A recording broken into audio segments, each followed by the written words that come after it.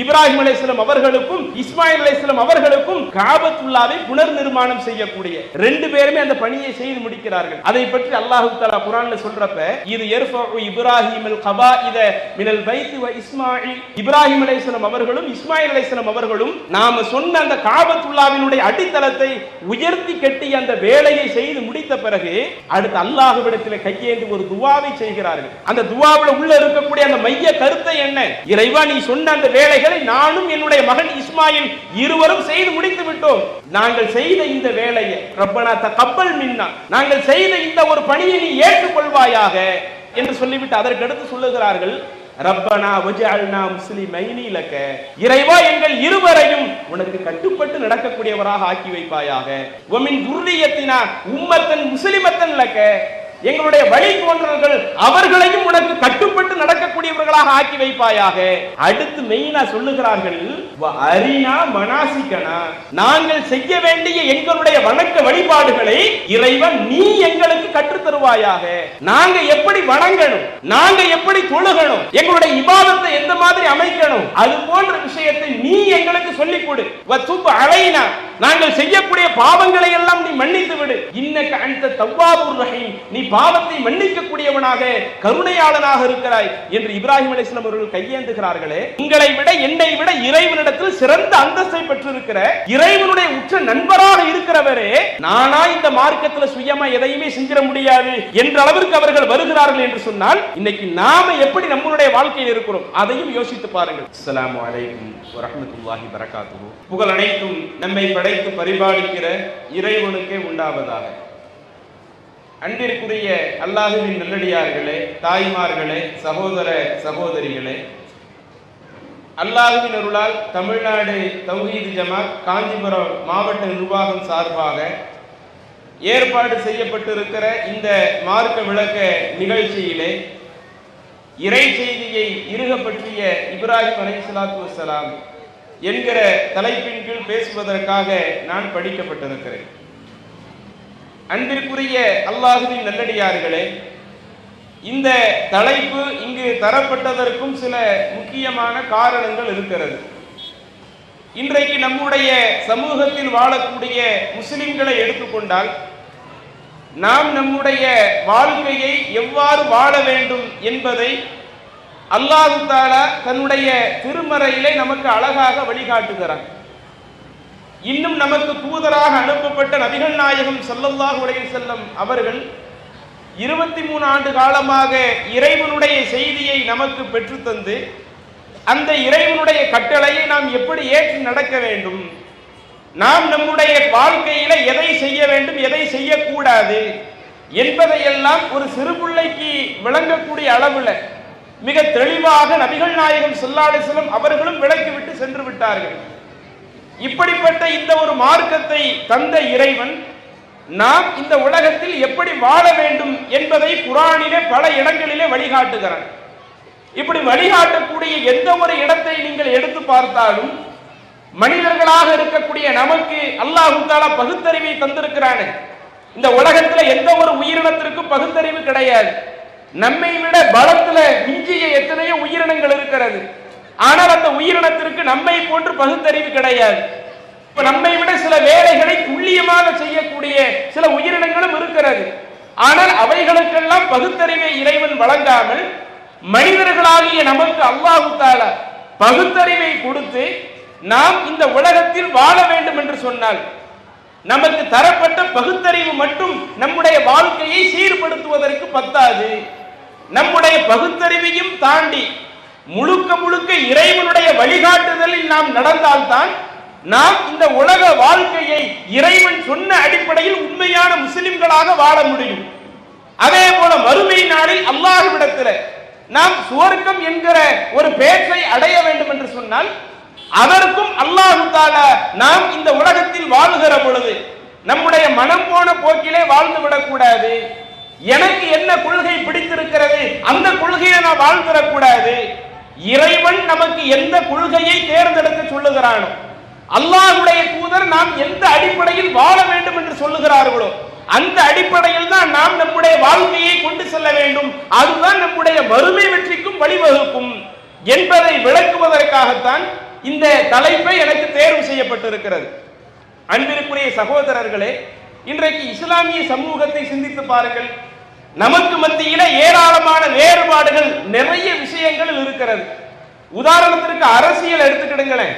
நம்முடைய இஸ்லாமிய சமுதாயத்தில் இருக்கக்கூடிய ஆட்கள் இல்லாத அரசியல் கட்சிகளே இல்லைன்னு சொல்லலாம். அந்த அளவிற்கு எல்லா கட்சிகளிலும் நம்ம ஆட்கள் இருப்பாங்க. ஒரு வீட்டை எடுத்துக்கிட்டா அந்த வீட்டில் அத்தா டிஎம்கேல இருப்பாரு, அந்த வீட்டில் இருக்கிற பையன் ஏடிஎம்கேல இருப்பாரு, அல்லது வேற ஏதாவது ஒரு அரசியல் கட்சியில இருப்பாரு, அல்லது இஸ்லாத்தினுடைய சமூகத்திற்குள்ளேயே அரசியல் பிரிவிற்கு சில கட்சிகள் இருக்கிறாங்களா இல்லையா, அந்த அரசியல் கட்சிக்குள்ள இருப்பாங்க. இப்படி ஒரு வீட்டில் எடுத்துக்கிட்டாலேயே நம்மள ஏராளமான அரசியல் பிரிவுகளோடு நம்ம இருந்துகிட்டு இருக்கிறோமே. இது போன்ற விஷயங்கள் எல்லாம் அது இந்த உலக வாழ்க்கைக்குரியது. நாம எந்த கட்சியை நம்ம தேர்ந்தெடுக்கலாம், நாம எந்த கட்சியில பயணிக்கலாம், அதுவெல்லாம் இந்த உலக வாழ்க்கைக்காக உள்ளது. அதுல எத்தனை கருத்து வேறுபாடுகள் இருந்து கொள்வது தப்பு இல்லை. ஆனால் எதை இஸ்லாமிய மார்க்கம் நமக்கு அடிப்படை சட்டமாக சொல்லுகிறதோ, எதை இஸ்லாத்தினுடைய அடிப்படையாக இருக்கிறதோ, அதுல நமக்கு மத்தியில கருத்து வேறுபாடுகள் வரலாமா? உதாரணத்திற்கு எடுத்து பாருங்களேன். இன்றைக்கு இருக்கக்கூடிய முஸ்லிம்கள் சில நபர்கள் சொல்லுவார்கள், நாங்கள் எல்லாம் சுன்னத் வல் ஜமாத்தை சார்ந்தவர்கள். சுன்னத் வல் ஜமாத் என்றால் என்ன? நாங்கள் குர்ஆன்ல சொல்லக்கூடிய சட்டத்தை கேட்போம், நபிகளாரை இறைவனுடைய தூதராக ஏற்றுக்கொள்வோம் என்று சொல்லிவிட்டு அதற்கடுத்து ஒரு படி மேல நாங்கள் சில குறிப்பிட்ட மதுஹபுகளை சார்ந்து இருப்போம். இன்னைக்கு எங்களுடைய மூதாதையர்கள் அவங்க ஷாஃபி மதுஹபை பின்பற்றினாங்கன்னு வைங்க, அவங்களுடைய பிள்ளைகளாக இருக்கக்கூடிய நாங்கள் ஷாஃபி மதுஹபை பின்பற்றி விடுவோம். எங்களுடைய முன்னோர்கள் சில ஆட்கள் ஹனஃபி மதுஹபின் அடிப்படையில சில சட்டதிட்டங்களை கடைபிடிக்கிறாங்கன்னு வைங்க, நாங்களும் எங்களுடைய வணக்க வழிபாடுகளை அந்த ஹனஃபி மதுஹபில் என்ன சொல்லப்பட்டிருக்குதோ அப்படி அமைச்சுக்குவோம் என்று இன்றைக்கு இருக்கக்கூடிய முஸ்லிம்களை எடுத்துக்கொண்டால் இஸ்லாத்தினுடைய அடிப்படைகளிலேயே இன்றைக்கு முரண்பட்டு போய் நிற்கிறோம். எப்படி நிற்கிறோம்? ஒன்று மதுஹப் ரீதியாக பிரிந்து நிற்கிறோம். இன்னும் சில நபர்களை எடுத்துக்கொண்டால் நாங்கள் எல்லாம் மதுஹபுகளை ஏற்றுக்கொள்ள மாட்டோம், ஷாஃபி மதுஹபின் அடிப்படையில் எங்களுடைய வாழ்க்கை அமைக்க மாட்டோம், ஹனஃபி மதுஹபின் அடிப்படையில் எங்களுடைய வாழ்க்கை அமைக்க மாட்டோம், இன்னும் ஹம்பலி மாலிகி இது போன்ற அந்த மதுஹபுகளை நம்முடைய தமிழகத்தில் இந்தியாவில் கூட அதிகமா பார்க்க முடியாது. நாங்கள் அந்த மதுஹபின் அடிப்படையில் எங்களுடைய வாழ்க்கை அமைக்க மாட்டோம். ஆனால் நாங்கள் ஒரு சட்டத்தை ஏற்றுக்கொள்வதாக இருந்தால், ஒரு சட்டத்தை நாங்கள் நடைமுறைக்கு கொண்டு வருவதாக இருந்தால், அல்லாஹ் குர்ஆன்ல சொன்னதை பார்ப்பதை போல நபிகள் நாயகம் ஸல்லல்லாஹு அலைஹி வஸல்லம் அவங்க சொல்லி இருக்கிறாங்களா, இத பார்க்கிற மாதிரி சஹாபாக்கள் அதை சொல்லி இருக்கிறாங்களா? சஹாபாக்கள் ஒரு விஷயத்தை சொன்னால் அதையும் ஏற்றுக்கொள்ள வேண்டும், அதற்கும் மார்க்க அங்கீகாரம் கொடுக்க வேண்டும். எப்படி குர்ஆனுடைய கருத்திற்கு கட்டுப்பட்டு நடக்கிறோமோ, ரசூலுல்லாஹி ஸல்லல்லாஹு அலைஹி வஸல்லம் கருத்திற்கு கட்டுப்பட்டு நடக்கிறோமோ, அதே போல இத்திபாவு சஹாபி, அந்த சஹாபாக்களையும் நம்ம பின்பற்ற வேண்டும். அவர்களை பின்பற்றுவது அது இஸ்லாத்தினுடைய அடிப்படையில் ஒரு அடிப்படை என்று சில நபர்கள் இப்படி இருந்து கொண்டிருக்கிறார்கள். இன்னும் சில ஆட்களை எடுத்துக்கிட்டார், நாங்க சஹாபாக்களை பின்பற்றுவதை போல சஹாபாக்களுக்கு அடுத்த தலைமுறையாக இருக்கிற தாபியீன்கள் அவங்க என்ன சொன்னாங்களோ அதையும் கேட்போம். அந்த தாபியீன்களுக்கு அடுத்த தலைமுறையாக இருக்கிற தபஅ தாபியீன்கள் அவங்க என்ன சொல்றாங்களோ அதையும் கேட்போம் என்று இப்படி இஸ்லாமிய சமூகத்தை எடுத்துக்கொண்டால் அடிப்படை கொள்கை விஷயத்திலேயே ஏராளமான கருத்து வேறுபாடுகள் இருக்குது. இதில் நாம் எதை தேர்வு செய்வது? இதற்குத்தான் அல்லாஹ் தஆலா குர்ஆன்ல ஏராளமான வழிகாட்டுதலை கற்றுத் தருவதோடு பல நல்லவர்களுடைய நபிமார்களுடைய வரலாறுகளையும் அல்லாஹ் கற்றுத் தருகிறார். அந்த ஒவ்வொரு விஷயத்தையும் நீங்க எடுத்து பாருங்களேன். அப்படி எடுத்து பார்க்கக்கூடிய அத்துணை விஷயங்களும் எந்த ஒரு இடத்திலேயும் இறை கட்டளைக்கு மாறு செஞ்சிடவே கூடாது என்கிற தத்துவத்தை தான் அல்லாஹ் உணர்த்துகிறார். இன்னைக்கு இந்த உலகத்தில் எத்தனையோ நபர்கள் அனுப்பப்பட்டிருக்கிறாங்கல்ல, இந்த உலகத்தில் எத்தனையோ நபர்கள் வாழ்ந்திருக்கிறாங்கல்ல, வாழ்ந்ததுல ஏராளமான நபிமார்கள் இருக்கிறார்கள். அந்த நபிமார்கள் காலத்திலே அந்த இஸ்லாத்தை உறுதியாக பற்றி பிடித்துக் கொண்ட எத்தனையோ நல்லவர்கள் இருக்கிறார்கள். இன்றைக்கு உலகத்தில் இருக்கிற மக்கள்ல நிறைய பேர் இந்த இஸ்லாமிய மார்க்கத்தை ஏற்றுக்கொண்டு நாம் இருக்கிறோம். இதுல உலகத்தில் இருக்கிற எந்த ஒரு நபர்களை எடுத்துக்கொண்டாலும் அல்லாஹ் குர்ஆன்ல எந்த ஒரு இடத்திலேயும் இந்த நபர்கள் உங்களுடைய சொந்த கருத்துக்களை நீங்கள் பின்பற்றிக் கொள்ளுங்கள், நீங்க அடுத்தவங்களுடைய கருத்துக்களை பின்பற்றிக் கொள்ளுங்கள் என்கிற எந்த ஒரு செய்தியையும் அல்லாஹ் தஆலா நமக்கு எங்கேயுமே வழிகாட்டவில்லை. உதாரணத்திற்கு நீங்கள் குர்ஆன்ல ஒரு வசனத்துல ஒட்டுமொத்த மனித சமூகத்திற்கும் அல்லாஹ் சொல்லுகிறான், யா பனி ஆதம், ஆதமுடைய மக்களே, இம்மா யஸியன்னக்கும் ருசுலும் மின்கும், உங்களிலிருந்தே தூதர்கள் உங்களிடத்திலே வந்திருக்கிறார்கள். எத்தனையோ நபிமார்கள் இருக்கிறாங்களே, ஆரம்பத்தில் ஆதம் அலைஹிஸ்ஸலாம் அவர்கள்ல இருந்து ஏராளமான நபிமார்கள் ரசூல்மார்கள் உங்கள்கிட்ட வந்திருக்கிறாங்க. அந்த நபிமார்கள் அத்துணை நபர்களும் உங்களை போன்ற மனிதர்களில் இருந்து தான் நான் தேர்ந்தெடுக்கிறேன். உங்களை போன்ற மனிதர்களில் இருந்து தேர்ந்தெடுத்து அந்த இறை தூதரை நான் உங்களுக்கு அனுப்பி இருக்கிறேன். யகுஸூன அலைக்கும் ஆயாத்தி, அந்த இறை தூதர்கள் என்ன செய்வார்கள்? என்னுடைய வசனங்களை உங்களுக்கு அவர்கள் விளக்கி சொல்லுவார்கள். எத்தனையோ நபிமார்களை கடந்த காலத்தில் அனுப்பி இருக்கிறேனே, அதுல எந்த ஒரு இறை தூதராக எடுத்துக்கொண்டாலும் அவர்கள் எதை மார்க்கமாக மக்கள் மன்றத்தில் வைத்தார்களோ, ஆதம் நபியை எடுத்துக்கொள்ளுங்கள், இப்ராஹிம் அலைஹிஸ்ஸலாம் அவர்களை எடுத்துக்கொள்ளுங்கள், மூசா அலைஹிஸ்ஸலாம் அவர்களை எடுத்துக்கொள்ளுங்கள், ஈசா அலைஹிஸ்ஸலாம் அவர்களை எடுத்துக்கொள்ளுங்கள், நமக்கு தூதராக அனுப்பப்பட்ட முகமது நபியை எடுத்துக்கொள்ளுங்கள். எந்த ஒரு இறை தூதராக இருந்தாலும் அவர்கள் என்ன செய்வார்கள்? யகுஸூன அலைக்கும் பி ஆயாத்தி, என்னுடைய வசனங்களை என்ன செய்வாங்க? அவர்கள் உங்களுக்கு எடுத்து சொல்லுவார்கள் என்று அல்லாஹ் சொல்லிவிட்டு அதற்கு அடுத்து சொல்லுகிறான், யார் அந்த தூதருடைய பிரச்சாரத்தை கேட்டு நம்மிடத்துல தவறுகள் இருந்தால் அந்த தவறுகளில் இருந்து விலகி கொண்டு அஸ்லஹ, யார் தம்மை சீர்படுத்திக் கொள்கிறார்களோ அப்படி சீர்படுத்திக் கொள்ளக்கூடிய அந்த நபர்கள் ஃபலா ஹவுஃபுன் அலைஹிம் வலா ஹும் யஹ்ஸனூன், அவர்களுக்கு எந்த கவலையும் இல்லை, அவங்க எதுக்கும் பயப்படவும் மாட்டார்கள், மறுமை நாள் அவங்களுக்கு எந்த ஒரு பிரச்சனையும் இருக்காது என்று அல்லாஹ் தஆலா தன்னுடைய திருமறையில் சொல்லுகிறார். அப்ப இந்த வசனம் நமக்கு சொல்லக்கூடிய சட்டம் என்ன, கொஞ்சம் யோசித்து பாருங்கள். இந்த உலகத்தில் எத்தனையோ நபிமார்களை அனுப்பிய இறைவன் அந்த நபிமார்களுடைய வருகையை பற்றி நமக்கு சொல்லுகிற பொழுது என்ன சொல்லி காட்டுகிறான்? எந்த ஒரு நபியை அனுப்பினாலும் அவர்கள் என்னுடைய வசனங்களைத்தான் உங்களுக்கு சொல்லுவார்கள், அவர்களா எதையுமே சுயமா சொல்ல மாட்டாங்க. அப்படி சுயமாக சொல்வதற்குரிய அதிகாரத்தை என்னுடைய தூதர்மார்களாக இருந்தாலும் என்னால் தேர்வு செய்யப்பட்ட நபிமார்களாக இருந்தாலும் அவர்களுக்கு கூட நான் அந்த அதிகாரத்தை வழங்கவில்லை. எனவே அவர்கள் சொல்லக்கூடிய அந்த செய்தியை யார் கேட்டு நடக்கிறாங்களோ, அவங்க எதை விட்டு மக்களை தடுக்கிறாங்களோ, அந்த விஷயத்திலிருந்து யார் விலகி இருக்கிறார்களோ இவர்களுக்கு தான் மறுமை நாள்ல எந்த கவலையும் இல்லை, எதுக்கும் பயப்பட மாட்டாங்க என்று அல்லாஹ் தஆலா சொல்லுகிறானே. அப்ப இந்த ஒரு வசனம் நமக்கு பத்தாதா? இந்த உலகத்தில் நாம் நம்முடைய வாழ்க்கை வழிகாட்டியாக எடுத்துக்கொள்வதாக இருந்தால், இது ஹலால் இது ஹராம் என்று முடிவெடுப்பதாக இருந்தால், எந்த அடிப்படையில் ஹலால் ஹராம் முடிவெடுக்கிறது? எந்த அடிப்படையில் இஸ்லாத்தை தீர்மானிக்கிறது? நீங்க சொல்றதை கேட்கணுமா, நான் சொல்றதை கேட்கணுமா, அல்லது நம்முடைய முன்னோர்கள் சொல்றதை கேட்கணுமா, அல்லது இமாம்கள் சொல்வதை கேட்கணுமா, தாபீன்கள் சொல்றதை கேட்கணுமா, தபஅ தாபீன்கள் சொல்றதை கேட்கணுமா, அல்லது சஹாபாக்கள் ஒன்று சொன்ன அதை கேட்கணுமா என்ற அத்துணைக்கும் அல்லாஹ் வழிகாட்டுவது என்ன? என்னுடைய சட்டங்களை யார் மக்களுக்கு வழிகாட்டுறாங்களோ அப்படிப்பட்ட இறை தூதருடைய அந்த பிரச்சாரத்தை நீங்கள் கேளுங்கள். அந்த அடிப்படையில் உங்களுடைய வாழ்க்கையை சீர்படுத்திக் கொள்ளுங்கள். யார் அந்த அடிப்படையில் தன்னுடைய வாழ்க்கையை சீர்படுத்துகிறார்களோ அவர்களுக்கு தான் மறுமை நாளில் எந்த கவலையும் இல்லை என்று அல்லாஹ் தஆலா சொல்லி காட்டுகிறானே. இன்னும் நீங்க எடுத்து பாருங்களேன், ஒவ்வொரு நபிமார்களுடைய வருகையை பத்தி அல்லாஹ் சொல்றாங்க. எல்லா நபியும் நீங்க கவனியுங்க. ஆதம் அலைஹிஸ்ஸலாம் அவங்களை எடுத்துக்கிடுங்க. இன்றைக்கு நம்மை விட எவ்வளவோ நிறைய விஷயங்கள் சிறப்பு பெற்றவர்கள் ஆதம் அலைஹிஸ்ஸலாம் அவர்கள். இன்னும் சொல்ல போனா மலக்குமார்களோடு அல்லாஹ் என்ன செய்கிறான்? ஆதம் அலைஹிஸ்ஸலாம் அவர்களோடு ஒரு போட்டியை ஏற்பாடு செஞ்சு மலக்குமார்களிடம் நடைபெறக்கூடிய அந்த போட்டியில கூட வெற்றி பெறுகிற அளவிற்கு ஆதம் அலைஹிஸ்ஸலாம் அவர்களுக்கு நிறைய விஷயங்களை அல்லாஹ் கற்றுத் தந்தார். குர்ஆனிலேயே அல்லாஹ் சொல்லி காட்டுகிறான், அல்லம ஆதமல் அஸ்மாஅ குல்லஹா, அனைத்து விஷயங்களையும் நாம் இந்த ஆதம் அலைஹிஸ்ஸலாம் அவர்களுக்கு கற்றுக் கொடுத்தோம். இறைவனால் படைக்கப்பட்ட ஆதம் அலைஹிஸ்ஸலாம் அவர்கள், மனித சமுதாயத்தினுடைய முதல் நபராக இருக்கிற ஆதம் அலைஹிஸ்ஸலாம் அவர்கள், அவர்களை பற்றி அல்லாஹ் சொல்றான்.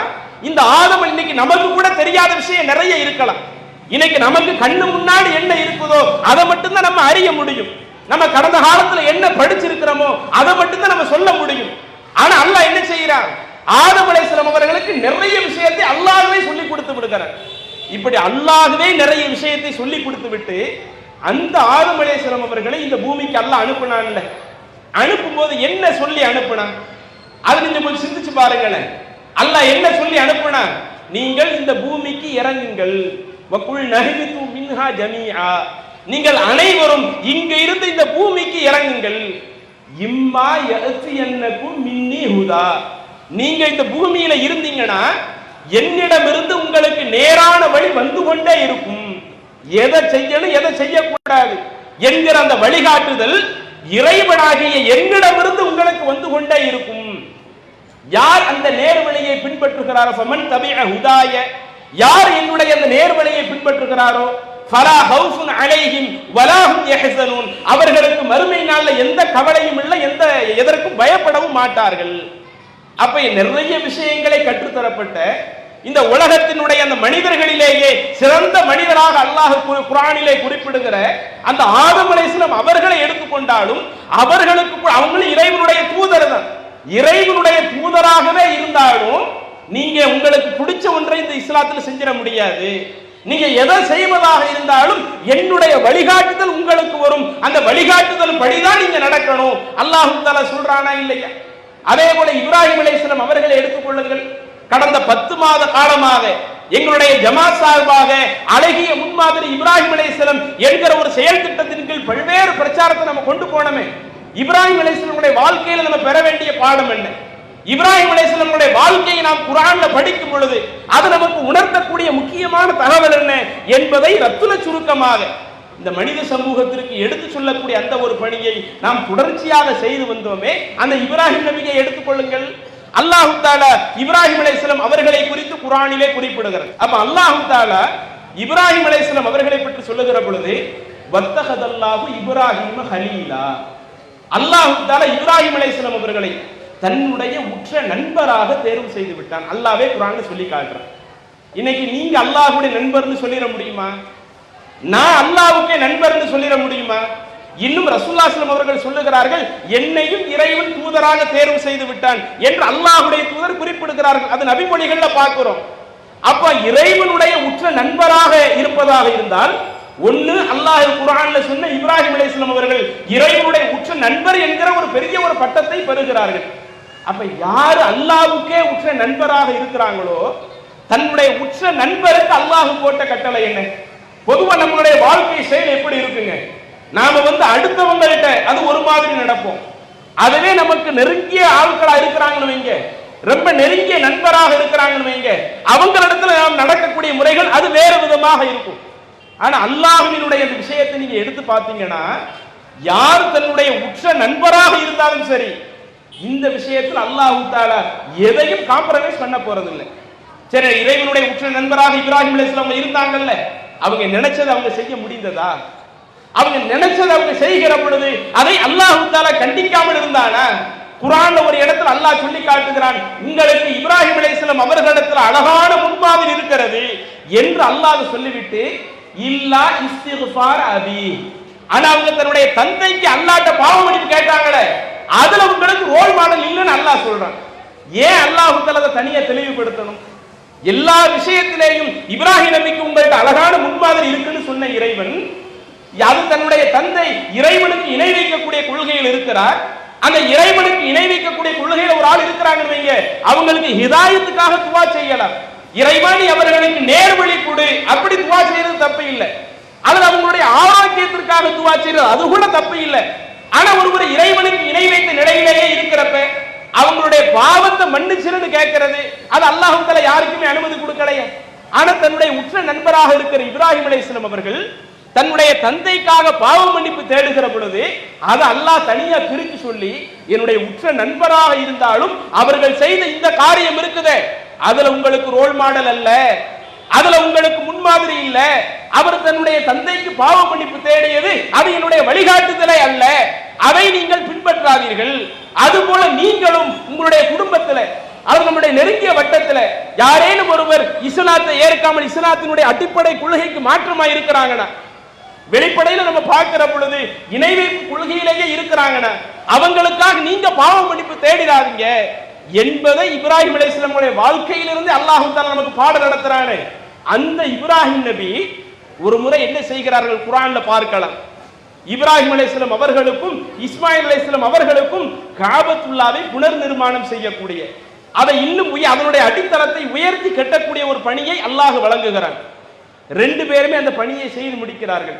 அதை பற்றி அல்லாஹ் தஆலா குர்ஆன்ல சொல்றப்ப இது யர்ஃபஉ இப்ராஹிமல் கபாயித மினல் பைத் வ இஸ்மாயில், இப்ராஹிம் அலைஹிஸ்ஸலாம் அவர்களும் இஸ்மாயில் அலைஹிஸ்ஸலாம் அவர்களும் நாம சொன்ன அந்த காபத்துல்லாவினுடைய அடித்தளத்தை உயர்த்தி கட்டி அந்த வேலையை செய்து முடித்த பிறகு அல்லாஹ்வுடைய ஹலீல் தானே, அல்லாஹ்வுடைய உற்ற நண்பர் தானே, அல்லாஹ் சொன்ன அந்த காரியத்தை செஞ்சு முடிச்சிட்டு அடுத்து அல்லாஹ்விடத்தில் கையேந்தி ஒரு துவாவை செய்கிறார்கள். அந்த துவாவினுடைய கான்செப்டை எடுத்து பாருங்க. அந்த துவாவில் உள்ள இருக்கக்கூடிய அந்த மைய கருத்தை என்ன? இறைவா, நீ சொன்ன அந்த வேலைகளை நானும் என்னுடைய மகன் இஸ்மாயில் இருவரும் செய்து முடித்து விட்டோம். நாங்கள் செய்த இந்த வேலையை ரப்பனா தகப்பல் மின்னா, நாங்கள் செய்த இந்த ஒரு பணியை நீ ஏற்றுக்கொள்வாயாக என்று சொல்லிவிட்டு அதற்கு அடுத்து சொல்லுகிறார்கள், ரப்பனா வஜஅல்னா முஸ்லிமைனி லக, இறைவா எங்கள் இருவரையும் உனக்கு கட்டுப்பட்டு நடக்கக்கூடியவராக ஆக்கி வைப்பாயாக. வமின் துர்ரியத்தினா உம்மத்தன் முஸ்லிமத்தன் லக, எங்களுடைய வழி தோன்றல்கள் அவர்களையும் உனக்கு கட்டுப்பட்டு நடக்கக்கூடியவர்களாக ஆக்கி வைப்பாயாக.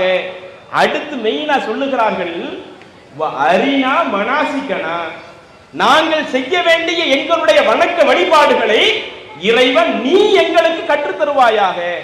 நாங்க எப்படி வணங்கணும், நாங்க எப்படி தொழுகணும், எங்களுடைய இபாதத்தை எந்த மாதிரி அமைக்கணும், அது போன்ற விஷயத்தை நீ எங்களுக்கு சொல்லிக் கொடு. வத்துப் அலைனா, நாங்கள் செய்யக்கூடிய பாவங்களை எல்லாம் நீ மன்னித்து விடு. இன்னக அன்த தவ்வாபுர் ரஹீம், நீ பாவத்தை மன்னிக்க கூடியவனாக கருணையாளனாக இருக்கிறாய் என்று இப்ராஹிம் அலைஹிஸ்ஸலாம் அவர்கள் கையேந்துகிறார்களே. அப்ப இந்த ஒரு வசனம் நமக்கு சொல்லிக் கொடுக்கக்கூடிய விஷயம், முக்கியமான தகவல் என்ன? இறைவனுடைய ஹலீலாக, இறைவனுடைய உற்ற நண்பராக இருக்கிற அந்த இப்ராஹிம் அலைஹிஸ்ஸலாம் அவர்களே ஒரு அமலை செய்ய வேண்டும் என்று சொன்னால், இறைவனிடத்தில் ஒரு நன்மையை பெற வேண்டும் என்று சொன்னால், அந்த நன்மையை அவர்களாக உருவாக்கிவிட முடியாது. அவங்களா சொந்தமா உருவாக்குறதுக்கு அல்லாஹ் அனுமதி கொடுக்கல. அதனால தான் அவங்க அல்லாஹ்விடத்துல சொல்றப்ப அரினா மனாசிக்கனா, எங்களுடைய வணக்க வழிபாடுகளை இறைவன் நீ கற்றுக் கொடு, நீ கற்றுத்தருகிற அடிப்படையில் தான் எங்களுடைய வணக்க வழிபாடுகளை நாங்க செய்வோம், நாங்களா சுயமா எதையும் செஞ்சிட மாட்டோம் என்கிற ஒரு தகவலை இப்ராஹிம் அலைஹிஸ்ஸலாம் அவர்கள் பதிவு செய்கிறார்கள் என்றால், அப்ப அந்த வஹி செய்திய, அல்லாஹ்வினுடைய அந்த தூது செய்திய எந்த அளவிற்கு இருக பற்றக்கூடிய ஆட்களாக, உங்களை விட என்னை விட இறைவனிடத்தில் சிறந்த அந்தஸ்தை பெற்றிருக்கிற இறைவனுடைய உற்ற நண்பராக இருக்கிறவரே, நானா இந்த மார்க்கத்தில் சுயமா எதையுமே செஞ்சிட முடியாது என்ற அளவிற்கு அவர்கள் வருகிறார்கள் என்று சொன்னால், இன்னைக்கு நாம எப்படி நம்மளுடைய வாழ்க்கையில் இருக்கிறோம் அதையும் யோசித்து பாருங்கள். இன்னைக்கு மதுஹப் ரீதியில பிரிஞ்சு கிடக்கிறமே.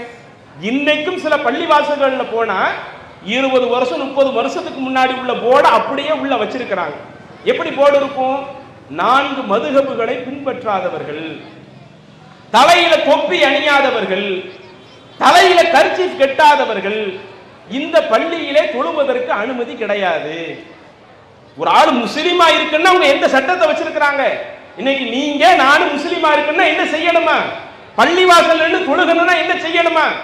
4 மதுஹப்ல ஏதாவது ஒண்ணு ஏத்துக்கிட்டா தான் இங்க உள்ள வர முடியும். தலையில தொப்பி போட்டு தொழுதாதான் உள்ள வர முடியும். தலையில கர்ச்சீஃப் கட்டி தொழுதாதான் உள்ள வர முடியும். ஒருவன் மதுஹபை பின்பற்றாவிட்டால் அது ஷாஃபியாக இருக்கட்டும், ஹனஃபி மதுஹபாக இருக்கட்டும், அல்லது ஹம்பலி மாலிக் மதுஹபா இருக்கட்டும், நீ இந்த மதுஹபை பின்பற்றலையா உனக்கு இங்க உள்ளேயே இடம் கிடையாது, நீ முஸ்லிமே இல்லைன்ற அளவிற்கு மதுஹபை ரொம்ப தூக்கி பிடிக்கிறமே. இன்னும் அப்படி மதுஹபை ரொம்ப தூக்கி பிடித்து இன்றளவு சில பள்ளி வாசல்கள்ல தலையில தொப்பி போடாம யாராவது உள்ள தொழுகிறாங்களோ வைங்க, ஹூஹூன்னு பிரச்சனை பண்ணுவாங்க. கர்ச்சீஃப் கட்டாம யாராவது உள்ள தொழுதுறட்டுமே, ஹூஹூன்னு பிரச்சனை பண்ணுவாங்க. தொழுகிறப்ப அத்தஹியாத்துல விரல் அசைச்சிரட்டுமே, அது எப்படி நீ விரல் அசைக்கல? விரல் அசைக்கிறது எந்த மதுஹபிலும் இல்லையே. ஒண்ணு அஷ்ஹது அல்லாஹ் இலாஹ இல்லல்லாஹ்னு கையை கீழே போடுறாங்கன்னா இது ஹனஃபி மதுஹபில இருக்குது. கையை நீட்டிக்கிட்டே இருக்கிறாங்கன்னா அது ஷாஃபி மதுஹபில இருக்குது.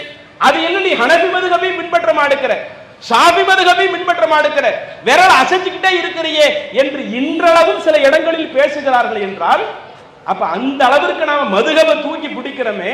அந்த மதுஹப் என்பது என்ன? மதுஹப் அல்லாஹ்வினுடைய வழிகாட்டுதலா? இன்றைக்கு நம்ம கையை வச்சிருக்கிற குர்ஆனை முழுக்க முழுக்க அல்லாஹ்வினுடைய வழிகாட்டுதல், மாற்று கருத்தே இல்லை. அந்த குர்ஆனுக்கு விளக்கமாக ரசூலுல்லாஹி ஸல்லல்லாஹு அலைஹி வஸல்லம் சொன்னாங்களே, ரசூலுல்லாஹி ஸல்லல்லாஹு அலைஹி வஸல்லம் செஞ்சு காட்டினாங்களே, அந்த இறை தூதருடைய வழிகாட்டுதல் நபி வழி, அது இறைவனுடைய வழிகாட்டுதல் என அல்லாஹ் குர்ஆன்ல சொல்லி காட்டுகிறான். இந்த இறை தூதர் என்ன மார்க்கம்னு சொன்னாலும் அதை மனோ இச்சைப்படி பேச மாட்டாங்க. இன்னுஹுவ இல்லா வஹீ யூஹா, இந்த இறை தூதர் சொல்லக்கூடிய அத்துணையும் இறைவனுடைய வஹீ செய்தியிலிருந்து தான் செய்வார்களே, சொல்வார்களே ஒழிய அவங்க தன்னுடைய மனோ இச்சைப்படி எதையும் செய்ய மாட்டாங்க. அப்ப குர்ஆன்ங்கிறது நமக்கு வஹீன்னு விளங்குது, ஹதீஸ்ங்கிறது வஹீன்னு விளங்குது. ஷாஃபி மதுஹப்ல உள்ளது வஹியா, ஹனவி மதுஹப்ல உள்ள சட்டத்தை பின்பற்றுவது வஹியா? இன்னைக்கு அதை பின்பற்றினால்தான் முஸ்லிமே என்ற அளவிற்கு நம்ம சொல்லி வச்சிருக்கிறோமே. அப்ப எந்த அளவிற்கு நாம தடம் மாறி போயிருக்கிறோம் பாருங்க. இன்னும் நீங்க எடுத்துக்கிட்டீங்கன்னா நாம செய்யக்கூடிய நிறைய வழிபாடுகள் இன்றைக்கு அந்த மதுஹபை சார்ந்த இருக்கிறது. தொழுகைக்கு ஒரு ஆள் வர்றாரு, அல்லாஹ் அக்பர் தக்பீர் கட்டி தொப்புள்ள தக்பீர் கட்டுறாரு. ஏன்பா தொப்புள்ள தக்பீர் கட்டுற? தொப்புள்ள தக்பீர் கட்ட சொன்னது யாரு? அல்லாஹ்வுடைய தூதர் அப்படி ஏதாவது சொல்லி இருக்கிறாங்களா? அல்லது அல்லாஹ் குர்ஆன்ல ஏதாவது சொல்லி இருக்கிறானா? இல்ல நாங்க பின்பற்றக்கூடிய ஹனஃபி மதுஹபுகளில் எங்களுக்கு இப்படி சொல்லப்படுது. ஏதாவது நிறைய விஷயம் நாம செய்யறோம். அப்படி நிறைய விஷயம் செய்கிற பொழுது ஏன்பா இந்த மாதிரி செய்யறீங்கன்னு கேட்டா எங்க மதுஹப்ல இப்படி இருக்குது.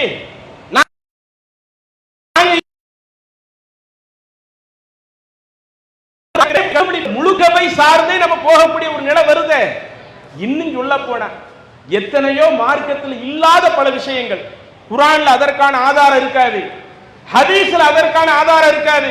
அதையும் இன்றைக்கு சர்வ சாதாரணமாக செஞ்சிட்டு இருக்கிறோமே. எல்லாத்தையும் மதுஹப் அடிப்படையில் வச்சு தானே செய்யறோம். உதாரணத்திற்கு இப்ப இருக்கிற அந்த ஷாபான் மாதம், அதுல பிறை 15ல என்ன பண்ணாங்க? நிறைய இடங்கள்ல பள்ளிவாசல ஷபே பராத்துன்னு தனியாக ஒன்றை கொண்டாடினார்கள். பள்ளிவாசல அலங்கரிச்சு இரவு நேரத்தில் பாத்தீங்கன்னா பள்ளிவாசல் 100 ரக்காயத்து தொழுகை நடத்தினார்கள். சிறப்பான பயானு அது தனியாக பள்ளிவாசல் நடந்துகிட்டு இருக்குது. பள்ளிவாசல் இருந்து 3 யாசீன்களை ஓதிக்கொண்டிருக்கிறார்கள்.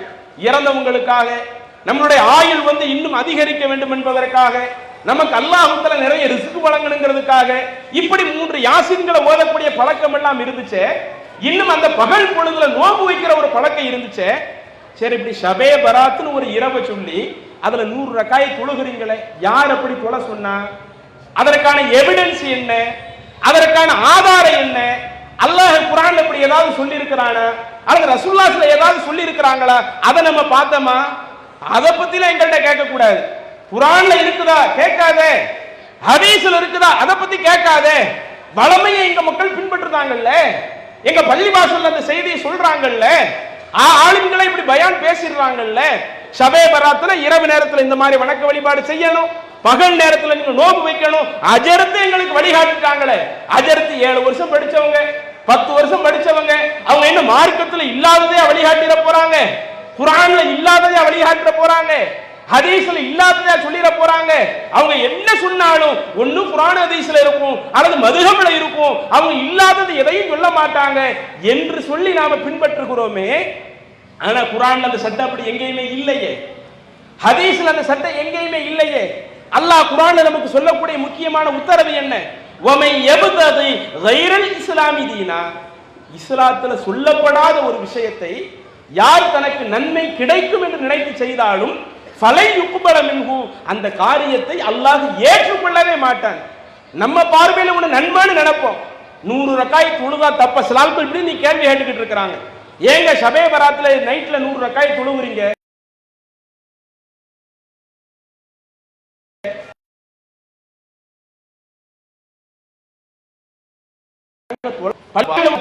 கொடுங்கன்னு கேட்டா நாங்க செய்யறதெல்லாம் நன்மையான காரியம் தானே. நன்மையான காரியம் எதை செஞ்சாலும் அல்லாஹ் எனக்கு நன்மையை தந்துருவானே என்று சொல்லுகிறோமே. அல்லாஹ் நமக்கு சொல்லக்கூடிய சட்டம் என்ன? வஹி நமக்கு உணர்த்தக்கூடிய முக்கியமான சட்டம் என்ன? வமை யப்தகி கைரல் இஸ்லாமி தீனா, இஸ்லாத்துல சொல்லப்படாத ஒரு காரியத்தை யார் தனக்கு நன்மை கிடைக்கும் என்று நினைத்து செய்தாலும் ஃபலை யுக்பல மின்ஹு, அல்லாஹ் தஆலா அந்த காரியத்தை ஏத்துக்க மாட்டான். வஹுவ ஃபில் ஆகிரத்தி மினல் காசிரீன், இந்த மார்க்கத்தில் இல்லாத காரியத்தை செய்யக்கூடியவர்கள் மறுமை நாள்ல நஷ்டவாளியாக இருப்பார்கள். இன்னைக்கு அந்த மீட்டிங் போட்டு பேசுறதுக்கு என்ன காரணம்? அதுல கூட முன்னாடி உங்களுக்கு மேற்கோள் காட்டினாங்க. அவங்க எத்தனையோ மீட்டிங்லாம் நடக்குங்க, அதுலலாம் பெரும்பாலும் எதிர்ப்பு இருக்காது. அரசியல்வாதி வருவான், டிஎம்கே நடத்துவாங்க, ஏடிஎம்கே நடத்துவாங்க, இப்படி எத்தனையோ அரசியல் கட்சிகளை பத்தி நிறைய பேசிக்கிட்டு இருப்பாங்க.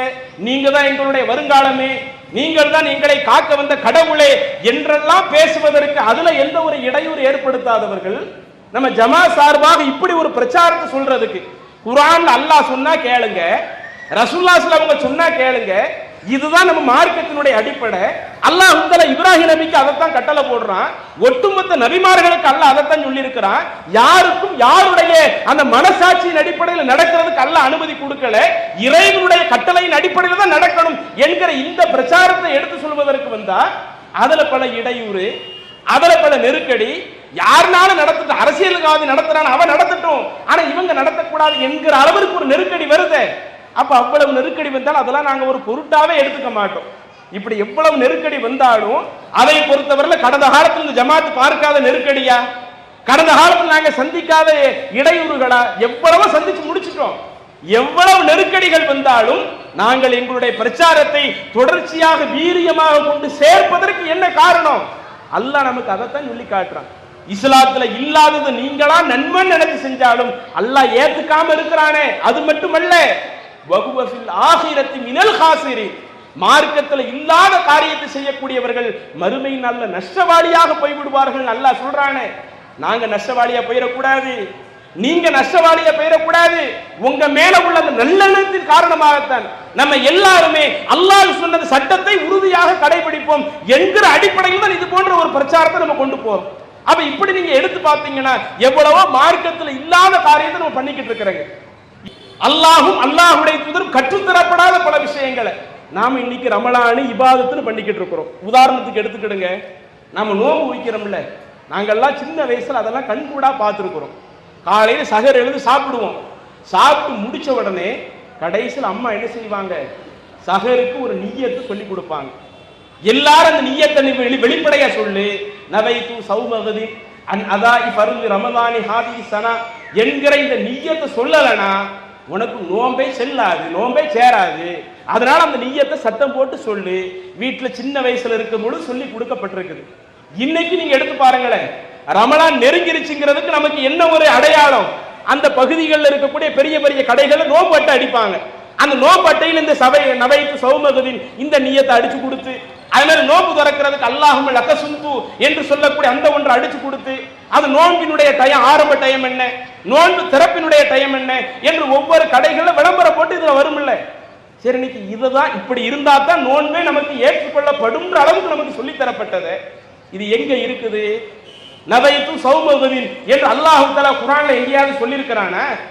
அல்லது நபிகள் நாயகம் ஸல்லல்லாஹு அலைஹி வஸல்லம் அவர்கள் நீங்க நோன்பு வைக்கிற பொழுது இந்த முன்னாடி இந்த வாசகத்தை கண்டிப்பாக நீங்க சஹர் நேரத்தில் சொல்லணும், சஹர் நேரத்தில் இந்த வாசகத்தை நீங்கள் சொன்னால்தான் உங்களுடைய நோன்பு ஏற்றுக்கொள்ளப்படும் என்று அல்லாஹ்வுடைய தூதர் சொன்ன ஒரு நபிமொழியாவது இருக்குதா?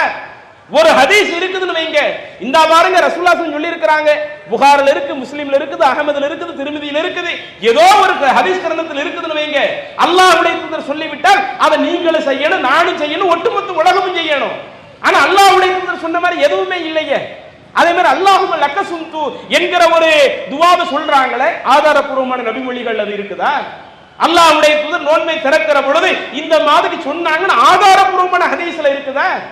ஆதாரப்பூர்வமான செய்திகள்ல இல்லையே.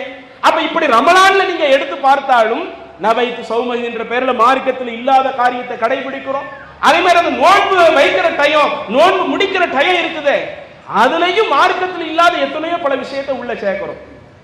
நோன்பு சஹரினுடைய எண்டு டைம் ரசூலுல்லாஹ் என்ன சொல்றாங்க, ஃபஜ்ரினுடைய பாங்கு சொல்லப்பட நண்டியும் நீங்க சஹர் பண்ணிக்கிடலாம். எப்ப ஃபஜ்ருடைய பாங்கு சொல்லப்படுதோ அப்போதே நீங்கள் சஹர் செய்யறதை நிறுத்திடுங்க ரசூலுல்லாஹ் சொல்றாங்க. அப்ப அந்த ஃபஜ்ருடைய பாங்கு வரை நமக்கு டைம் சொல்லப்பட்டிருக்குது இல்ல. ஆனா அந்த நோன்பு அட்டையில் எடுத்து பாருங்க, ஃபஜ்ர் பாங்குக்கு 10 நிமிஷத்துக்கு முன்னாடி அந்த டயத்தை முடிச்சிருப்பாங்க. ஏன்பா இந்த மாதிரி செய்றீங்க? ரசூலுல்லாஹ் அவங்களே ஃபஜ்ருடைய பாங்கு சொல்ற வரை நாம சஹர் பண்ணிக்கிடலாங்கிறாங்க.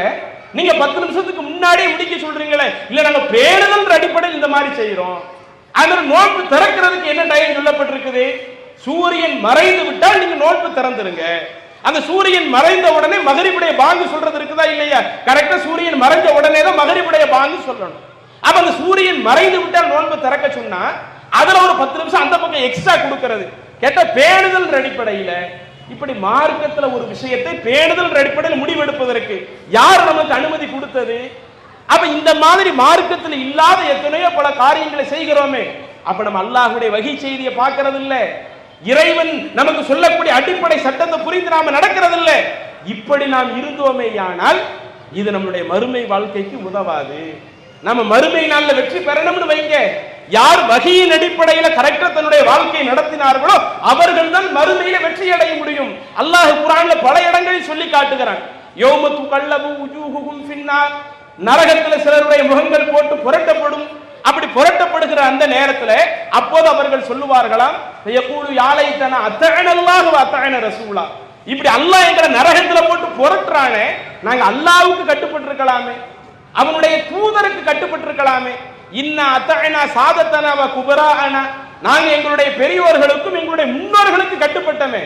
அல்லாஹ் சொன்ன செய்திக்கு நாங்க கட்டுப்பட்டு இருந்தா, இறை தூதர் சொன்ன செய்திக்கு கட்டுப்பட்டு இருந்தா, அதாவது வகி செய்திக்கு மட்டும் நாங்க கட்டுப்பட்டு இருந்தா, இந்த மாதிரி நாங்க எந்த ஒரு கஷ்டம் பட தேவையில்லை என்று மறுமை நாளில் நரகவாசிகள் புலம்புவதாக அல்லாஹ் தஆலா எடுத்து காட்டுறானே. அது இன்னும் மறுமையில நடக்கிற ஒரு நிகழ்வையே அல்லாஹ் முன்கூட்டியே நமக்கு சொல்ல வேண்டிய அவசியம் என்ன? இன்னைக்கு இந்த மாதிரி சிக்கல் நாம நம்மளுடைய வாழ்க்கையில இருந்துடக்கூடாது. இல்ல நாங்க எங்களுடைய வாழ்க்கையில ஏதாவது கடைபிடிக்கிறதா இருந்தாலும் மதுஹப்ல சொன்ன அடிப்படையில் கடைபிடிப்போம். அதே மாதிரி இன்னும் சில கூட்டம் இன்னைக்கு சஹாபாக்களை பின்பற்றணும்னு வர்றாங்கல்ல, அவங்களுடைய விஷயங்கள்லாம் எடுத்து பார்த்தீங்கன்னா இன்றைக்கு சஹாபாக்கள் எவ்வளவு சிறந்தவர்கள், சஹாபாக்கள் எவ்வளவு மதிப்பிற்குரியவர்கள், அவங்களுடைய விஷயத்தை நாம பின்பற்ற சொல்லி அல்லாஹ்வே குர்ஆன்ல சொல்லி இருக்கிறானே. அப்படி அல்லாஹ் எங்கேயுமே சொல்லல சஹாபாக்களை பின்பற்றுங்கன்னு அல்லாஹ் குர்ஆன்ல சொல்லி இருக்கிறானா? நபி தோழர்கள் அவங்க சொல்லக்கூடிய கருத்தை நீங்கள் ஏற்று நடக்க வேண்டும் என்று அல்லாஹ் வழிகாட்டி இருக்கிறானா? குர்ஆன்ல எங்கேயுமே வழிகாட்டல. அது அந்த பிரிவில் உள்ள சில நபர்களை சொல்லுகிறார்கள். இன்றைக்கு அந்த மன்ஹஜ் சலஃப்னு பிரச்சாரம் செய்யக்கூடிய ஆட்கள்லேயே சில ஆட்கள் என்ன சொல்றாங்க, நம்ம சொல்லக்கூடிய தகவலை எடுத்துரைக்கிறாங்க. குர்ஆனிலேயும் ஹதீஸிலேயும் நபி தோழர்களை பின்பற்ற வேண்டும் என்று ஒரு ஆதாரம் கூட இல்லை. அவங்கள உள்ள ஆட்களை எடுத்து சொன்னாலும் இன்னைக்கு அதுல கேட்காத ஒரு நிலையை பார்க்கிறோமே. இல்ல சஹாபாக்கள் சொன்னாலும் கேட்கணும், நபி தோழர்கள் ஒண்ணு சொன்னாலும் கேட்கணும், அவங்க எவ்வளவு நம்மளை விட சிறந்தவங்களா இல்லையா என்று இப்படி பார்க்கிறோமே. நபி தோழர்கள் நம்மை விட சிறந்தவர்கள் தான், மாற்று கருத்து இல்லை. நம்மை விட நிறைய விஷயங்கள்ல தியாகம் பண்ணியவங்க தான், மாற்று கருத்து இல்லை. நம்மை விட தியாகம் பண்ணினார்கள் என்பதற்காக அவங்களுடைய கருத்து நம்ம மார்க்க ஆதாரமா ஏற்க முடியுமா? அல்லாஹ்வே இப்ராஹிம் நபியை தன்னுடைய உற்ற தோழர்னு சொன்னான்ல, உற்ற தோழராக இருந்தாலும் அவங்க ஒரு முறை தன்னுடைய தந்தைக்கு பாவ மன்னிப்பு தேடியது அது அல்லாஹ்வுடைய வழிகாட்டுதல் இல்லை. அல்லாஹ் வழிகாட்டாத ஒன்றை தன்னுடைய உற்ற தோழர் செஞ்சாலும் அதை அல்லாஹ் தனியா குர்ஆன்ல ஸ்பெசிபிக்கா எடுத்து காட்டி இதுல உங்களுக்கு யாருக்கு ரோல் மாடல் இல்லை, அவங்க வஹீயின் அடிப்படையில் நடக்காம இருந்தாங்களே, இந்த விஷயத்துல உங்களுக்கு எந்த முன்மாதிரியும் இல்லை என்று தன்னுடைய உற்ற தோழருக்கே அல்லாஹ் தஆலா இந்த சட்டத்தை ஆக்குகிற பொழுது, அதே போல ரசூலுல்லாஹி ஸல்லல்லாஹு அலைஹி வஸல்லம் அவங்களை எடுத்துக்கிடுங்களேன். அவங்க நமக்கு என்ன சொல்லி தந்துட்டு போனாங்க? நான் வஹீ என்று உங்களிடத்துல எதை சொன்னாலும் அதை நீங்க கேளுங்க, கடைபிடிங்க, பின்பற்றுங்க, பிரச்சனை இல்லை. சில நேரங்கள்ல நானும் மனிதராக சில விஷயத்தை சொன்னால் அதை ஏற்று நடக்க வேண்டிய அவசியம் உங்களுக்கு இல்லை. ரசூலுல்லாஹி ஸல்லல்லாஹு அலைஹி வஸல்லம் உணர்த்துறாங்கல்ல. பரீரா ரலியல்லாஹு அன்ஹா அவங்க முகைஸ் என்று சொல்லக்கூடியவரை திருமணம் முடிக்கிறாங்க. ரெண்டு பேரும் அடிமையாக இருக்கிறப்ப திரும்ப பரீரா ரலியல்லாஹு அன்ஹா அவங்க அந்த அடிமை தளத்திலிருந்து விடுதலை ஆகி விடுகிறார்கள். விடுதலை ஆன பிறகு அவங்க என்ன முடிவு எடுக்கிறாங்கன்னா, இனிமே நான் முகைஸ் அவங்களோடு சேர்ந்து வாழ விரும்பல என்று சொல்லி அவங்களோடு என்ன செய்யறாங்க, தன்னுடைய திருமண பந்தத்தை ரத்தாக்குகிறார்கள். அப்போ பல அந்த முகைஸ் அவங்க கடுமையாக அழுது பல ஆட்கள்கிட்ட சொல்லி எப்படியாவது அவங்களை என்னோடு சேர்த்து வைங்களேன்னு சொல்றப்ப இந்த தகவல் அல்லாஹ்வின் தூதருக்கும் ரசூலுல்லாஹி ஸல்லல்லாஹு அலைஹி வஸல்லம் அவர்கள் பரீரா ரலியல்லாஹு அன்ஹா அவங்கள்ட்ட கேட்கிறாங்க, நீங்க அவங்களோடு கொஞ்சம் சேர்ந்து வாழலாமே. அப்ப அந்த சஹாபிய பெண்மணி கேட்ட ஒரு வார்த்தை என்ன? சஹாபாக்களுடைய நடைமுறையும் இப்படித்தானங்க இருந்துச்சு. அந்த பரீரா ரலியல்லாஹு அன்ஹா அல்லாஹ்வின் தூதரை பார்த்து கேட்கிறாங்க, அல்லாஹ்வுடைய தூதரே, முகைஸ் அவர்களோடு சேர்ந்து வாழணும் எனக்கு சொல்றீங்களே, இந்த கட்டளை இறைவன் புறத்திலிருந்து வந்த ஒரு கட்டளையா அல்லது நீங்க எனக்கு ரெக்கமெண்ட் பண்றீங்களா? ரெண்டுல என்ன அதை பத்தி சொல்லுங்கன்னு கேட்கிறாங்க. அப்ப ரசூலுல்லாஹி ஸல்லல்லாஹு அலைஹி வஸல்லம் சொல்றாங்க, இன்னமா அன அஷ்ஃபா, இது அல்லாஹ்வுடைய கட்டளை இல்ல, நான் தான் சரி ரெண்டு பேரும் சேர்த்து வரது நல்லா இருக்குமே என்னுடைய ரெக்கமெண்ட சொல்லுகிறேன்னு சொல்றப்ப அப்ப அந்த சஹாபிய பெண்மணி சொன்னார்கள், ஃபலா ஹாஜத லீ ஃபீஹி, அப்படியானால் எனக்கு அந்த விஷயத்துல எந்த தேவையும் இல்லை, நீங்க அல்லாஹ்வுடைய கட்டளைன்னு சொல்லுங்க, நான் அதை கேட்கிறேன். இறைவனுடைய கட்டளை கட்டுப்படுறேன், அல்லாஹ்வுடைய கட்டளைக்கு நாங்கள் கட்டுப்பட்டு தான் ஆகணும். நீங்க அல்லாஹ்வுடைய கட்டளையாக இல்லாமல் உங்களுடைய பரிந்துரையாக நீங்க சொல்றீங்கல்ல, எனக்கு அந்த விஷயத்துல எந்த தேவையும் இல்லை, நான் அவர்களோடு வாழ விரும்பல. அந்த சந்தர்ப்பத்திலேயாவது ரசூலுல்லாஹி ஸல்லல்லாஹு அலைஹி வஸல்லம் கண்டிச்சாங்களா? நான் ஒரு கருத்தை சொல்லி அதை எதுக்கு நீங்க கேட்கலன்னு ரசூலுல்லாஹி ஸல்லல்லாஹு அலைஹி வஸல்லம் சொன்னாங்களா? அப்ப அல்லாஹ்வின் தூதரை இந்த சமுதாயத்தை எப்படி உருவாக்கினார்கள்? முழுக்க முழுக்க நாம் இறைவனுடைய வழிகாட்டுதலின்படி தான் நடக்க வேண்டும். இறைவனுடைய வழிகாட்டுதல் இல்லாமல் நாம எந்த ஒரு விஷயத்தையும் நம்முடைய வாழ்க்கையில நாம கொண்டு வந்துட முடியாது. வகையினுடைய அடிப்படை இல்லாமல் எப்போது நாம் ஒரு காரியத்தை செய்கிறோமோ அன்றைக்கே நாம் இந்த இஸ்லாத்திலிருந்து தடம் புரளுகிறோம். இஸ்லாமிய வட்டத்திலிருந்து நாம கொஞ்சம் கொஞ்சமா வெளியே போகிறோம். ஏனால் அல்லாஹ் தன்னுடைய திருமறையில் சொல்லுகிறான், லக்கது மன்னல்லாஹு அலல் முஃமினீன், அல்லாஹ் தஆலா ஒட்டுமொத்த இறை நம்பிக்கையாளர்களுக்கும் அருள் புரிந்து விட்டான். இந்த வசனத்தை நல்லா சிந்திச்சு பாருங்க. அல்லாஹ் தஆலா எது நேர் வழி எது தவறான வழி என்பதை எப்படி புரியப்படுத்துறான்? எல்லா நம்பிக்கையாளர்களுக்கும் அல்லாஹ் அருள் புரிந்து விட்டான். அல்லாஹ் எப்படி அருள் புரிந்து விட்டானாம்? இது பஅஸ ஃபீஹிம் ரசூலம் மின் அன்ஃபுஸிஹிம், அவர்களிலிருந்தே ஒரு தூதரை அவர்களுக்கு அனுப்பி அல்லாஹ் தஆலா எல்லா நபர்களுக்கும் அருள் புரிந்து விட்டான். ஏனென்றால் அந்த தூதர் யத்லு அலைஹிம் ஆயாத்திஹி, இறைவனுடைய வசனங்களை அந்த மக்களுக்கு எடுத்து சொல்லுகிறார்கள். வயுஸக்கீஹிம், அந்த நபர்களை அந்த தூதர்கள் பரிசுத்தப்படுத்துகிறார்கள். வயுஅல்லிமுஹுமுல் கிதாப வல் ஹிக்மா, அல்லாஹ்வினுடைய வேதத்தையும் ஞானத்தையும் அந்த தூதர்கள் அந்த மக்களுக்கு எடுத்து சொல்லுகிறார்கள். வஇன் கானூ மின் கபிலு லஃபீ ضلالin முபீன், இதற்கு முன்னாடி அந்த சமுதாயத்தினர் வழிகேட்டில் இருந்தார்கள், தவறான பாதையில் இருந்தார்கள். அந்த தவறான பாதையில் இருந்த மக்களை நேர்வழியை நோக்கி அழைப்பதற்காக தன்னுடைய தூது செய்தியை நபிமார்களுக்கு கொடுத்து அதன் மூலம் அல்லாஹ் தஆலா இந்த சமுதாயத்திற்கே அருள் புரிந்திருக்கிறான் என்று அல்லாஹ் தஆலா மிக தெளிவாக குறிப்பிடுகிறானே. அப்ப இதையெல்லாம் மனதிலே பதிய வைத்துக் கொண்டு இன்றைக்கு இதுல நாம எதுல அடிப்படையில மாறி போயிருக்கிறோமோ, சில நேரங்கள்ல உள்ள அந்த மசாயில் சட்டங்களை புரிஞ்சுக்கிறதுல சில சிக்கல்கள் நமக்கு வரலாம்.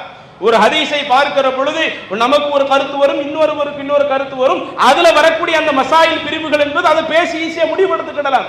ஆனா இஸ்லாத்தினுடைய அடிப்படை இருக்குது, எதை நாம் ஏற்க வேண்டும், எது நம்முடைய மார்க்கத்தினுடைய அடிப்படை என்று வருகிற பொழுது இறைவனுடைய செய்தி எதுவோ அது மட்டும்தான் மார்க்கத்தினுடைய அடிப்படை. அந்த வகியை மட்டும்தான் பின்பற்ற வேண்டும் என்பது அனைத்து நபிமார்களுக்கு அல்லாஹ் சொன்ன கட்டளை. இப்ராஹிம் அலைஹிஸ்ஸலாம் அவர்களும் அந்த கட்டளையை தான் தன்னுடைய வாழ்க்கையில முழு மூச்சாக அல்லாஹ்வே குர்ஆன்ல புகழ்ந்து சொல்லுகிற அளவிற்கு இது கால லஹு ரப்புஹு அஸ்லிம், எந்த ஒரு செய்தியை இப்ராஹிம் நபிக்கு சொல்லி இந்த செய்திக்கு நீங்கள் கட்டுப்படுங்கள் என்று அல்லாஹ் சொல்லிவிட்டால் அல்லாஹ்வுடைய செய்தி எதுவாக இருந்தாலும் கால அஸ்லம்து லி ரப்பில் ஆலமீன், அகிலங்களை படைத்த அந்த இறைவனுக்காக முழுக்க முழுக்க நான் கட்டுப்படுவேன், அந்த வகை செய்திக்கு அப்படியே கட்டுப்பட்டு நடப்பேன் என்கிற இந்த தன்மை இப்ராஹிம் அலைஹிஸ்ஸலாம் அவருடைய வாழ்க்கையில வெளிப்பட்டது. அதே போல நாமும் நம்முடைய வாழ்க்கையில இன்றைக்கு எத்தனையோ பல தவறான கருத்துக்கள் இருக்கலாம், தவறான கொள்கைகள் இருக்கலாம். யார் எதை சொன்னாலும் அது இந்த ஜவுஹி ஜமாத் நாமளே பிரச்சாரம் செய்யறது என்ன, எங்க பேச கூட அப்படியே கண்மூடித்தனமா கேட்றாதீங்க, கண்மூடித்தனமா எங்களை நீங்க பின்பற்றி வந்துடாதீங்க. கடந்த காலத்தில் எப்படி ஒரு மதுகபடி இருந்து அப்படியே கண்மூடித்தனமா அதுல போயிட்டோமோ, அதே மாதிரி இன்றைக்கு சஹாபாக்கள் சொல்லி அதுவும் இன்றைக்கு ஒரு தனி மதுகபாகத்தான் போய் கொண்டிருக்கிறது. அப்ப அதையும் நீங்க என்ன செய்யாதீங்க, யார் எதை சொன்னாலும், இந்த ஜமாத்துல உள்ள பேச்சாளர்களே ஒன்றை சொன்னாலும் அதை நீங்க கண்மூடித்தனமா பார்க்காதீங்க. நாம சொல்லக்கூடிய ஆதாரம் குர்ஆன்ல இருக்குதா, அந்த குர்ஆனுடைய வசனத்திற்கு கட்டுப்படுங்கள். நாம சொல்லக்கூடிய ஆதாரம் நபிமொழிகள் இருக்குதா, அந்த நபிமொழிகளுக்கு கட்டுப்படுங்கள். இதைத்தான் நாம மக்களுக்கு சொல்லுகிறோம். ஏனென்றால் இந்த வகை செய்தியை பின்பற்றி நடக்க வேண்டும் என்பதுதான் முழுக்க முழுக்க இறைவனுடைய உத்தரவு. இன்றைக்கு அதற்கு மாற்றமாக இன்றைக்கு அதிகமாக அந்த சலஃபுகள்ல உள்ள ஆட்கள், நாங்கெல்லாம் மன்ஹஜ் சலஃபியா, சலஃபு மதுஹபை சலஃபு அந்த மன்ஹஜை பின்பற்றக்கூடியவர்கள். எதுப்பா சலஃப் மன்ஹஜ், அவங்களுக்கே அதனுடைய முழுமையான விளக்கம் தெரியாது. ஒரு ஆள் சொல்றாரு சலஃப் மன்ஹஜ்னா சஹாபாக்களை பின்பற்றணும்னு சொல்றது சலஃப் மன்ஹஜ் கிடையாது. இன்னொரு ஆள் இல்ல சஹாபாக்களை பின்பற்றணுங்கிறத சலஃப் மன்ஹஜ். எந்த அளவுக்குனா சமீபத்துல அந்த விஷயங்கள்லாம் நீங்க சமூக வலைதளங்கள்ல கூட பார்த்திருக்கலாம். நம்ம ஒரு நபர் என்ன செய்யறாரு, விவாத அழைப்பு கடந்த காலத்துல எவ்வளவோ கூப்பிட்டுக்கிட்டு இருந்தோம், நீங்க விவாதத்துக்கு வரமா மக்களுக்கு தெளிவுபடுத்துறதுக்காக வாங்கன்னு சொன்னா எதுவுமே சம்மதிக்காம இருந்துட்டு கடைசி விவாத அழைப்பிற்கு வாரன்னு ஒரு ஆள் சொன்னார். கடைசியில பார்த்தா அவங்களுடைய கொள்கையவே இன்றைக்கு முரண்பட்டு மாத்தி மாத்தி பேசிக்கிட்டு இருக்கிறாங்க. சஹாபாக்களை பின்பற்ற வேண்டும், அதுதான் சரியான வழி என்று சொன்னவர்கள் நாங்க எங்க சஹாபாக்களை பின்பற்றணும்னு சொல்லி இருக்கிறோம், எங்கேயாவது நாங்க சொல்லி இருக்கிறோமா? எல்லாம் கடந்த காலத்துல அவங்க பேசுனது எல்லாத்தையும் எடுத்து வச்சிருக்கிறோம். விவாத களம் வந்தாங்கன்னு சொன்னா அதுதான் அந்த விவாத ஒப்பந்தத்தை ஏற்றுக்கொள்வதில்லை, அப்படியே பின்னங்கால் பிடரி அடிக்க ஓடக்கூடிய ஒரு நிலையில தான் இன்றைக்கு அவர்களை பார்த்துக்கிட்டு இருக்கிறோம். அப்படி பின்னங்கால் பிடரி அடிக்க ஓடாதீங்க. இன்னைக்கு மக்கள் சத்தியத்தை புரிய நினைக்கிறாங்க, எது சரியான கொள்கைன்னு அணிக நினைக்கிறாங்க. உண்மையிலேயே நபித்தோழர்களை பின்பற்ற சொல்லி அல்லாஹ் சொல்லுகிறானா, அது நபித்தோழர்களுடைய கருத்தை அவங்க எப்படி விளங்கினார்களோ அப்படித்தான் நம்ம மார்க்கத்தை விளங்கணும். அப்படி விளங்காவிட்டால் அது தவறான வழிகேட்டிற்குரியதா என்று உங்களை சார்ந்த பல மக்கள் எதிர்பார்க்கிறார்கள். நாங்க ஜமாத் திறந்து வச்சிருக்கிறோம், வாங்க, எவ்வளவு நீங்க விவாதத்துக்கு வருவோம்னு சொன்னீங்களே, அக்ரிமெண்ட்டுக்கு உள்ள வாங்க, அக்ரிமெண்ட் போட்டு நம்ம என்ன செய்வோம், விவாதத்தை பண்ணி ஆரோக்கியமான முறையில் விவாதத்தை பண்ணிக்குவோம். அப்படி ஆரோக்கியமான முறையில் விவாதத்தை பண்ணுவதற்கும் இந்த ஜமாத் தயாராக இருக்கிற பொழுது எப்படியெல்லாம் அதிலிருந்து நழுவி ஓடக்கூடிய ஒரு வேலையை செய்கிறார்களோ அதில் மிக கச்சிதமாக செய்கிறார்கள். எனவே இங்கு இருக்கக்கூடிய நபர்களுக்கு நாம் சொல்லக்கூடிய முக்கியமான தகவல், நீங்கள் மார்க்கத்தினுடைய அடிப்படை என்று ஒன்றை ஏற்றுக்கொள்வதாக இருந்தால் நிச்சயம் அந்த அடிப்படை குர்ஆனில் இருந்து இருந்தால் தாராளமாக ஏற்றுக்கொள்ளுங்கள். நபிமொழிகள் அல்லாஹ்வினுடைய வழிகாட்டுதல் இருந்தால் அது தாராளமாக ஏற்றுக்கொள்ளுங்கள். எது இறைவனுடைய வழிகாட்டுதல் இல்லாம இருக்குமோ அது போன்ற விஷயங்களை நாம் செய்தால் நம்ம மறுமை நாள் அல்லாஹ்விடத்துல பதில் சொல்லணும். அல்லாஹ் தஆலா அதைத்தான் நமக்கு பல இடங்கள்ல வழிகாட்டுகிறான். எனவே இது போன்ற விஷயங்கள்ல சரியாக நடந்து முழுக்க முழுக்க இறை செய்தியை மட்டுமே இருக பற்றி பிடிக்கக்கூடிய சமுதாயமாக நம்ம மாறணும். அல்லாஹ் அப்படிப்பட்ட ஒரு வாய்ப்பை நம்ம அனைவருக்கும் தந்தருள்வானாக என கூறி நிறைவு செய்கிறேன். வாஹிர் தஅவானா அனில் ஹம்துலில்லாஹி ரப்பில் ஆலமீன். அஸ்ஸலாமு அலைக்கும் வரஹ்மத்துல்லாஹி வபரகாத்துஹு. அல்லாஹு அக்பர், அல்லாஹு அக்பர்.